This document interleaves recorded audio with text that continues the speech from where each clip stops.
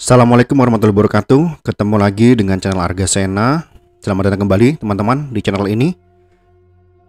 Beberapa waktu yang lalu, di tempat saya kerja, saat saya datang pagi-pagi, waktu itu saya sedang bertugas di suatu desa yang cukup jauh dari kota. Dan teman saya jaga ataupun di tempat saya kerja itu, teman pasangan saya jaga itu adalah teman yang sangat dekat dengan saya. Saya melakukan perjalanan sampai ke tempat kerja itu kira-kira sekitar 1,5 jam ataupun 2 jam dari kota tempat tinggal saya. Dan kebetulan teman kerja saya ini adalah orang yang tinggal di desa tersebut, orang asli yang lahir di desa tersebut.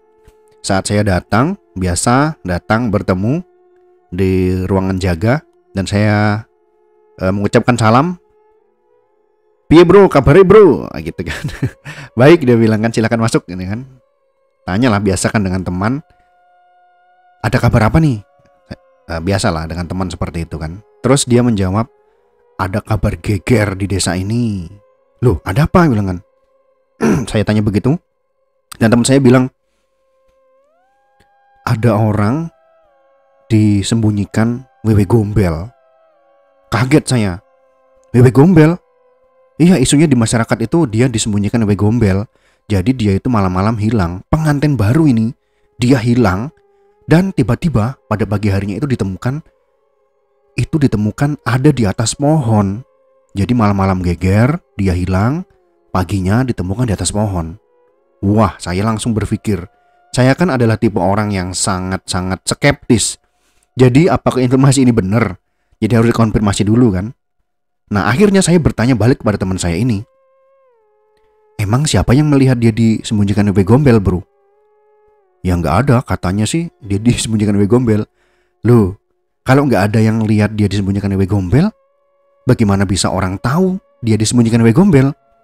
Teman saya karena saya debat terus itu akhirnya kesel kali dengan saya kan, akhirnya memutar badan mengasih saya pantat dan dia males ngomong lagi kan. Nah, itulah cuplikannya bagaimanakah kita ceritakan wewe gombel itu seperti apa dan kisahnya bagaimana sampai teman saya ini percaya bahwa orang tersebut diculik oleh wewe gombel. Langsung saja kita lanjutkan ke pembahasannya.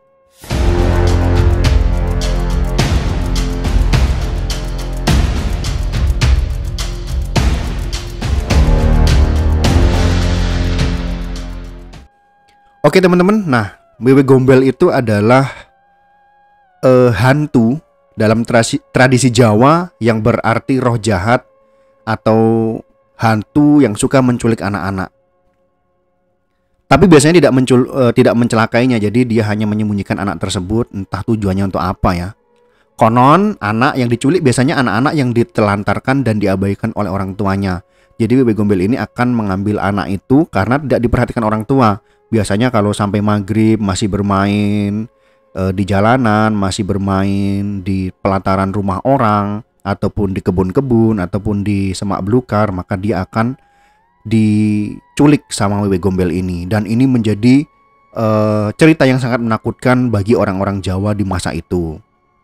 Konon katanya bila mereka telah sadar, wewe gombel itu akan mengembalikan anaknya. Jadi ketemu lagi biasanya seperti itu. Itulah mitos yang dipercayai oleh orang Jawa yang disembunyikan oleh wewe gombel. Nah, yang jadi masalah itu saat teman saya bercerita tentang wewe gombel ini, dia menceritakan bahwa yang diculik itu adalah seorang pria yang masih muda, habis menikah. Jadi dia adalah pengantin baru. Jadi saya bertanya ke teman saya kan, "Loh, menurut cerita itu biasanya yang diculik itu adalah anak-anak yang diculik oleh wewe gombel. Tapi ini kok orang yang sudah jembutan," saya bilang gitu kan. Kayak teman saya itu agak sedikit jengkel dengan saya. Jadi saya terus menggali informasi karena kan saya adalah orang yang basic pendidikannya itu adalah tenaga kesehatan ya. Teman saya juga itu adalah tenaga kesehatan. Saya kadang mengolok dia ini. "Loh, kamu itu kan udah sekolah diajarin toh tentang psikologi dan lain sebagainya, atau dengan keperawatan jiwa. Jadi jangan-jangan ini ada masalah mental dengan orang itu. Bisa jadi." Nah, jadi dia bercerita, teman saya ini bercerita bahwa ada omongan di tetangga sekitar bahwa dia itu hanya datang saat menikah itu hanya membawa sosis doang atau pisang doang seperti itu. Nah, mungkin saja ini bisa jadi dasar ataupun bisa menjadi pemicu orang ini mencari perhatian agar menghilangkan tuduhan itu. Jadi dia mencari perhatian ke orang-orang sekitar dengan cara yaitu menghilang. Dan nanti ceritanya itu akan sampai ke cerita berikutnya. Ada kejadian-kejadian lagi yang sampai teman saya itu akhirnya menganulir bahwa Wewe Gombel yang menculik pemuda tersebut. Kita lanjutnya, cuman ada sumber juga yang mengatakan bahwa Wewe Gombel itu tidak hanya menculik anak-anak, tetapi dia menculik orang dewasa, yaitu mengerjai orang dewasa tersebut dijadikan pacarnya. Diceritakan di buku ini. Kalau di buku ini ceritakan bukan anak kecil tetapi orang dewasa yang dikerjain sama Wewe Gombel. Dia menyamar menjadi wanita cantik. Padahal kalau kita lihat wujud aslinya itu seperti ini. Lihat. Nampak ya teman-teman ya? Ini adalah wujud asli Wewe Gombel. Mohon maaf, ini bukan pornografi ya, tapi ini adalah gambaran tentang Wewe Gombel yang dipercayai oleh masyarakat, terutama orang Jawa, dengan payudara yang panjang sekali, dan disitulah anak itu disembunyikan. Tapi menurut buku ini, lihat ya judulnya ya, itu berbeda sekali dengan informasi yang saya dapatkan dari Wikipedia. Kalau di Wikipedia itu yang diculik itu anak-anak ya teman-teman. Nah, sebenarnya mitos ini berlatar belakang ada pesan moralnya sebenarnya. Orang zaman dulu itu kan tidak bisa langsung dilarang tanpa ada cerita-cerita yang ada ataupun cerita-cerita yang dibumbui dalam aturan moral yang ada di masyarakat Jawa pada masa itu ya. Jadi sebenarnya ini adalah untuk menakuti anak-anak agar tidak berkeliaran pada maghrib ataupun malam hari. Karena banyak sekali binatang buas yang ada di sekitar kampung seperti harimau ataupun yang lain sebagainya atau ular.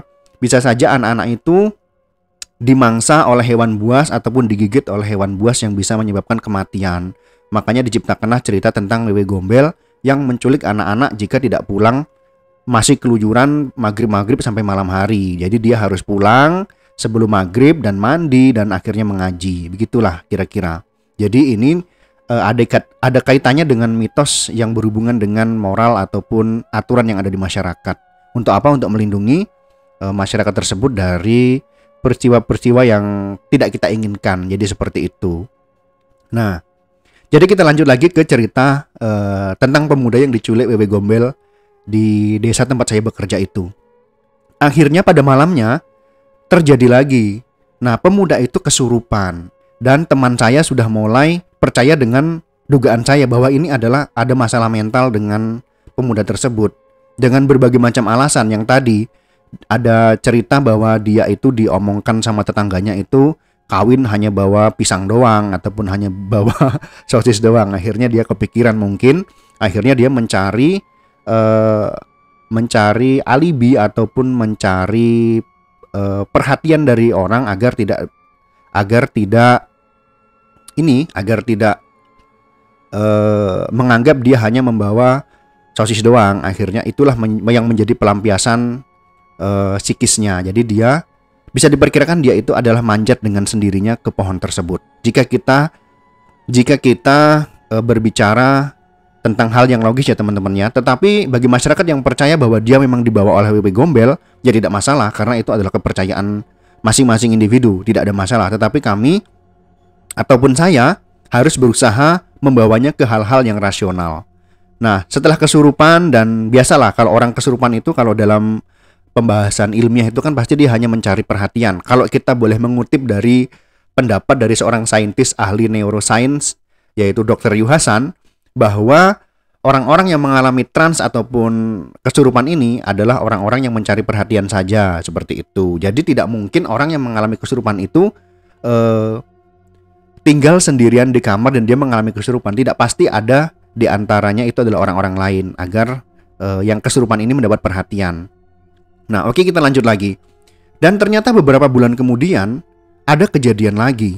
Jadi pemuda ini pergi dengan istrinya ke kota, dari kota mau pulang ke kampung menggunakan kapal. Jadi di tempat kami kerja itu, selain ada jalan darat menggunakan sepeda motor karena mobil tidak bisa karena banyak sungai sekali kan, tidak ada jembatan, belum ada jembatan, maka bisa juga menggunakan kapal air, yaitu kapal yang menggunakan mesin solar itu. Nah, itu biasanya ada penumpang bawa motor ataupun bawa barang-barang yang dijual di desa lewat itu. Jadi sekitar perjalanannya itu sampai kota itu sekitar 4 sampai 5 jam. Nah, pada waktu itu terjadilah kejadian itu. Dia pamit, dari cerita di masyarakat nih ya, dia pamit ke belakang dan ternyata dia hilang. Akhirnya heboh, ternyata dia itu terjun ke sungai. Ini menjadi heboh satu kecamatan kan. Akhirnya diturunkanlah tim SAR. Tim SAR itu turun langsung bersama dengan polsek di kecamatan tempat saya bekerja itu. Akhirnya setelah lebih dari 12 jam, jadi kalau tidak salah itu malam atau sore ya, saya lupa ceritanya. Yang jelas dia terjun ke air dan ketemu lagi di malam berikutnya. Nah, kalau nggak salah itu waktu itu juga malam itu hujan, teman-teman. Nah, jadi setelah menelusuri sungai itu, pada akhirnya tim kepolisian dengan tim SAR itu menemukan pemuda ini sedang mengambang di tepi sungai. Langsung diangkatlah, videonya ada itu teman-teman. Tapi saya tidak akan menceritakan ini di daerah mana, tidak akan menceritakan itu namanya siapa, dan tidak akan menceritakan ini di sungai mana. Karena ini sebagai privasi ya. Dalam cerita yang saya angkat ini sebagai privasi kepada orang yang saya ceritakan. Tetapi ini bisa menjadi pelajaran buat kita, kira-kira apa yang sebenarnya terjadi. Nah, akhirnya ketemu. Cuman dari video tersebut dan dari pengakuan polisi yang mengangkatnya, saya kenal dengan polisi yang mengangkatnya. Itu kondisi tangannya itu tidak keriput. Biasanya nih teman-teman, kalau kita berendam di air 1 atau 2 jam saja, ini tangan pasti keriput. Apalagi sampai 24 jam atau di atas 12 jam. Itu pasti akan keriput. Tetapi saat diangkat, kondisinya itu baik-baik saja dan kepalanya itu tidak tenggelam. Jadi mukanya itu mengambang, badannya tenggelam, tapi mukanya itu masih muncul di permukaan air. Jadi dia masih bisa bernapas dan diam di situ, mengambang gitu. Nah, ini bisa kita duga bahwa pemuda ini sebenarnya keluar dari air. Nah, ketika tim SAR dengan polisi itu menyusuri sungai, dia melihat ada tim itu sedang nyenter menggunakan senter kan di tepi sungai itu, senter. Dia mungkin tahu, mungkin dia baru masuk ke sungai itu. Jadi bisa kita lihat bahwa dia tidak berendam sampai 12 jam. Nah, tapi dia pasti naik dulu ke daratan. Nah, inilah yang mendasari saya bahwa orang ini, pemuda ini tidak diganggu oleh makhluk halus, tapi kabar yang beredar di masyarakat itu pemuda ini diganggu oleh makhluk halus ataupun jin atau penunggu sungai. Jadi dia diceburkan ke sungai dan disembunyikan. Nah, saya cerita dengan teman saya. Teman saya ini jengkel sekali dengan kondisi bahwa dia sudah terbohongi dengan cerita dia itu disembunyikan di Gombel, dan saya bantah terus. Dia mungkin jengkel. Akhirnya pas saya sedang duduk-duduk saat mau sholat Jumat, saya sambil bergurau dengan teman saya dengan cerita ini, pemuda ini ditemukan dengan kondisi yang seperti itu. Akhirnya saya bilang dengan dia kan, bro, ini harusnya pemuda ini harus dibawa ke psikiater ataupun dengan dokter spesialis jiwa, karena pasti ada masalah nih dengan mentalnya nih. Kalau dibiarkan bahaya, takutnya akan menjadi pemicu dia menjadi orang yang mengalami gangguan jiwa. Teman saya jengkel sekali. Jadi dia mengatakan kalimat yang jengkel sekali lah pokoknya. Tidak bisa saya ceritakan. Saya hanya bisa tertawa. Jadi dia dengan jengkelnya itu dah nggak perlu lah pokoknya dibawa ke situ. Biarkan saja gitu kan. Karena jengkel, dia sudah percaya dengan cerita itu bahwa dia itu dibawa oleh Wewe Gombel, disembunyikan di atas pohon. Nah, itulah teman-teman cerita tentang Wewe Gombel yang terjadi di desa tempat saya bekerja. Bagi teman-teman yang percaya dengan bahwa pemuda ini memang disembunyikan oleh Gombel, dan saat dia tercebur di sungai itu memang disembunyikan oleh makhluk halus yang ada di sungai tersebut, itu tidak ada masalah. Jadi kalau memang teman-teman masih percaya dengan hal-hal itu tidak masalah, karena selama beratus-ratus tahun atau berabad-abad nenek moyang kita percaya dengan cerita-cerita seperti itu. Jadi tidak ada masalah. Cuman karena saya di sini membahas tentang hal-hal yang logis, jadi saya tetap akan membawanya ke ranah yang logis gitu loh, teman-teman ya. Karena kan kita sama-sama tidak tahu nih kejadiannya seperti apa. Apakah dia benar-benar disembunyikan Ewe Gombel, ataukah dia benar-benar ditarik oleh penunggu sungai? Kita sama-sama tidak tahu. Tetapi dari kondisi yang terjadi, fakta-fakta yang ditunjukkan dengan kondisi fisik dan segala macam, dan hal-hal cerita yang mendukung, maka kita bisa menarik garis kesimpulan, ataupun kita bisa menarik kesimpulan secara logis bahwa bukan sahabat kita ini, maksudnya pemuda ini memang ada masalah di mentalnya, dan itu memang harus segera dikonsultasikan dengan psikiater ataupun orang yang ahli dalam hal kejiwaan gitu, seperti itu. Nah, sedangkan Ewe Gombel itu teman-teman, itu ada lukisan yang diilustrasikan oleh Giovanni Battista de Cavalieri pada tahun 1585 dalam buku Monster dari Berbagai Penjuru Dunia Kuno dan Modern. Ini bisa teman-teman lihat seperti ini modelnya, yaitu dengan kondisi rambutnya jabrik, neneknya ini ya, rambutnya jabrik, telanjang. Ini maaf ya, ini kan kita bahas edukasi ya. Jadi gambaran ini saya tampilkan nanti itu hanya untuk edukasi. Jadi kurang lebih seperti inilah gambaran Ewe Gombel yang dilukis oleh Giovanni, dengan rambut jabrik, dengan mata tetap dua ya, seperti nenek-nenek, dengan tangan dengan kuku yang cukup panjang, dan yang sangat fenomenal sekali itu adalah payudaranya itu panjang sekali, sampai seperti itu ya, adonan roti tepung yang panjang itu, jadinya seperti itu, atau seperti apalah, panjang sekali, mungkin ada 1 meter kali ya. Nah, terus dia telanjang, dan kakinya itu kita lihat itu bukan seperti kaki manusia teman-teman. Jadi kalau kita lihat itu kakinya kayak seperti kaki kuda atau kaki sapi ya, tidak seperti kaki manusia. Inilah gambaran Ewe Gombel yang diilustrasikan oleh seniman yang bernama Giovanni. Jadi yang namanya ilustrasi pasti dia akan menghayal seperti apa sih kira-kira bentuk Ewe Gombel itu dari cerita-cerita masyarakat pastinya tuh. Yang jelas asal dari legenda ini ataupun asal dari mitos ini, visualnya itu adalah yang berasal dari negara Indonesia. Nah, habitatnya itu ada di hutan pedalaman. Nah, itulah kira-kira gambaran Ewe Gombel yang bisa saya sampaikan untuk teman-teman semuanya.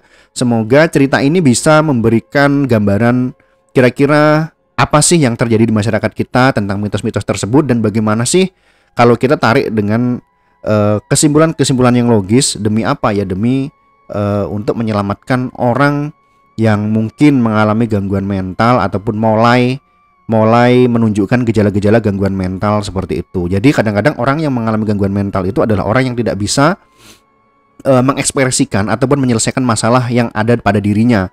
Jadi orang-orang dengan gangguan tersebut pastinya butuh pertolongan dari kita, masyarakat sekitar yang masih normal ataupun tidak mengalami gangguan jiwa. Jadi inilah yang harus kita edukasi ke masyarakat. Nah, jadi kalau kita mengikuti apa yang dia lakukan, maka akhirnya dia akan terjebak dalam realitas yang salah jadinya. Jadinya dia menganggap dia disembunyikan Ewe Gombel. Dia tuh merasa itu bahwa dia itu disembunyikan oleh Ewe Gombel, padahal sebenarnya itu adalah dari hasil pikiran dia sendiri gitu loh. Nah, kita ingatkan lagi bahwa hantu-hantu ataupun mitos-mitos tersebut adalah bentukan dari masyarakat sekitar berimajinasi tentang hantu-hantu ataupun mitos-mitos tentang makhluk yang mengerikan. Biasanya apa? Biasanya berhubungan dengan dengan keselamatan dari kelompok masyarakat tersebut. Jadi kalau kata Dr. Yu Hasan, semakin banyak yang kita takuti, maka kita akan semakin selamat dari gangguan ataupun dari ancaman yang memungkinkan. Contohnya begini, orang-orang zaman dulu itu kan tidak tahu nih goyang-goyang di balik pohon ataupun semak-semak itu apakah itu adalah makanan ataupun hewan buruan seperti rusa, kijang dan lain sebagainya, atau itu adalah harimau atau beruang. Kita tidak tahu. Jadi lebih amannya itu adalah hantu. Jadi orang-orang yang mempunyai rasa takut yang berlebihan, dia akan menghindari hal-hal yang tidak jelas itu. Jadi dianggap itu adalah hantu ataupun monster yang ada di balik semak. Akhirnya kelompok pemburu ataupun masyarakat tersebut akan terselamatkan. Coba kalau orangnya itu kepo, dia masuk ke semak-semak yang goyang-goyang itu, ternyata harimau, ya sudah, mati dimangsa kan, seperti itu. Nah, itulah teman-teman sedikit cerita tentang Wewe Gombel Wewe Gombel yang menculik pemuda di tempat saya bekerja. Jadi terserah teman-teman apakah teman-teman percaya bahwa orang itu diculik Wewe Gombel, atau teman-teman punya kesimpulan lain. Itu dipersilahkan, memiliki perbedaan pendapat. Silahkan berikan di kolom komentar apakah memang diculik Wewe Gombel ataukah tidak. Terima kasih sudah menonton. Assalamualaikum warahmatullahi wabarakatuh.